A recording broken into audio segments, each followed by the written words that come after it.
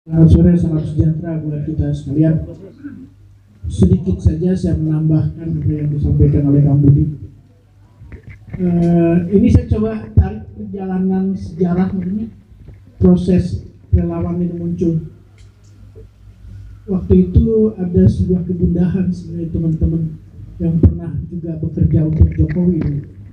Pada saat kemudian siapa sih calon presiden, itu Ganjar sudah luar biasa muncul dari aspirasi arus bawah. Waktu itu partai belum memutuskan.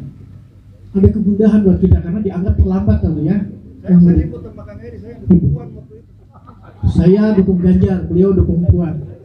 Tapi akhirnya dibuat Ganjar Puan katanya gitu. Saya nggak ngerti.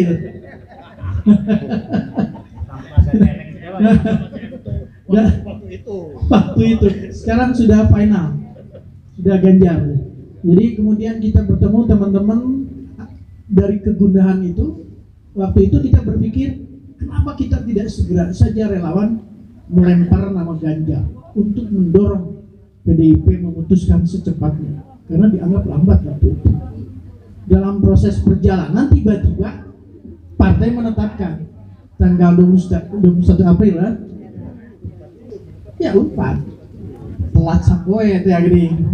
Kemudian akhirnya Unpad besoknya barulah, padahal sebetulnya waktu itu mendorong. Nah kemudian kita melihat di lapangan juga kemudian muncul relawan-relawan saat itu kemudian berjalan masing-masing sporadis. Itu juga ada kegundahan karena kemudian ini dianggap lambat kan. Sebetulnya perjalanan Ganjarnya lambat bergerak. Ya mungkin ada pertimbangan-pertimbangan partai karena beliau kan masih pejabat publik. Mungkin juga pertimbangannya seperti itu. Nah ini berjalan terus. Kemudian kita coba inisiasi, bertemulah di Augusta waktu itu ya. Relawan semua ketemu di Augusta untuk mengkoordinasikan ini. Nah tentunya yang relawan-relawan yang ada di Jawa Barat, ada juga yang secara struktural dia ke pusat. Ada relawan yang lokal di wilayah Jawa Barat. Nah tentunya yang punya struktural ke pusat ini melakukan koordinasi. Jadi untuk kita bicara relawan Jawa Barat, ada yang terdaftar dan ada yang tidak terdaftar. Persoalannya ini kan harus kita koordinasikan semua agar kerja kita seperti tadi yang disampaikan oleh Bung Robert, di lapangan tuh masif, terukur, kemudian tidak terjadi tumpang tindih. Nah itu kita berkumpul saat itu. Kemudian langkah berikutnya kita mencoba melakukan pelatihan. Artinya koordinasi ini sudah berjalan dengan pusat. Bahwa kemudian langkah kita pun, apa yang kita lakukan itu tersampaikan ke pusat. Bahkan tersampaikan ke Ganjar. Ya. Ganjar sampai kemudian kita melakukan pelatihan di RBA waktu itu kita pernah ketemu ya di RBA. Paling tidak kita menyamakan lah, memetakan, kemudian menyamakan langkah kita seperti apa. Disitulah kemudian muncul keinginan waktu itu kalau tidak salah dari peserta, sebaiknya relawan-relawan ini dibentuk presidium. Ini sejarahnya yang kemudian hari ini kita coba kumpul untuk merealisasikan keinginan relawan yang waktu itu disampaikan di RBA.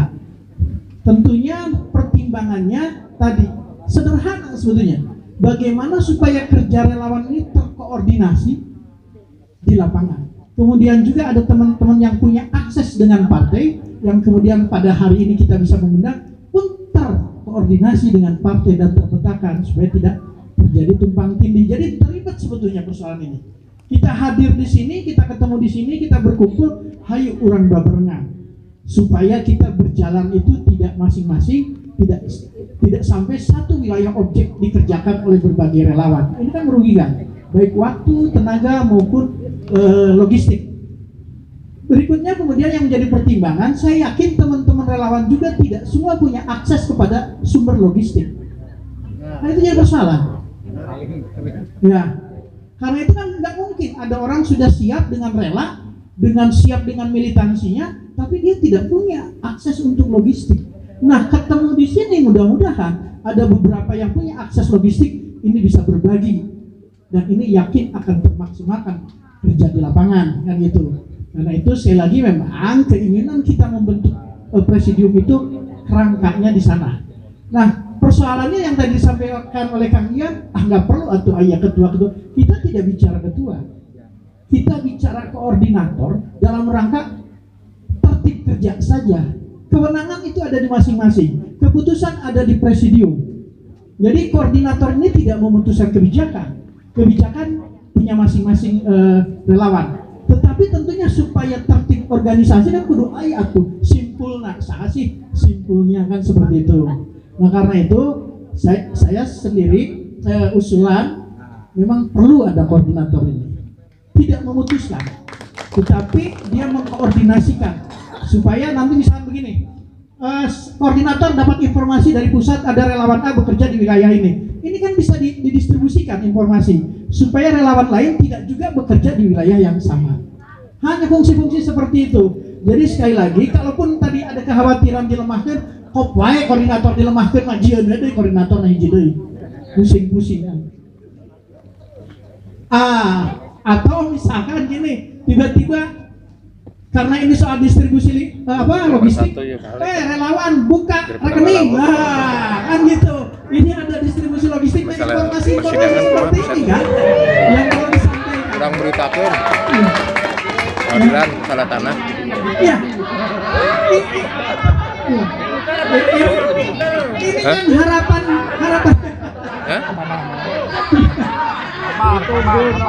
Rame lah kan. Kan gini, tadi disampaikan oleh Kang Eka, untuk menghitung kebutuhan saja butuh 2 triliun. Kan gitu, minimal ya teh. Jadi kalau tarung menang, saya lain 2 triliun. Kedua kali lipat, kedua 4 triliun. Mundur tarung menang.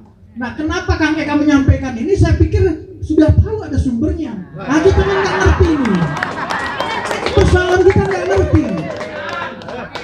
Karena itu fungsi koordinasi itu seperti itu, tertib seperti itu.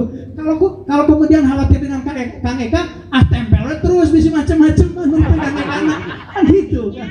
Ya, artinya itulah prinsipnya. Ya, saya ikutan. Itu mungkin tambahan dari saya. Terima kasih. Wabillahi taufiq wal hidayah. Wassalamualaikum warahmatullahi wabarakatuh. Akhirnya rekening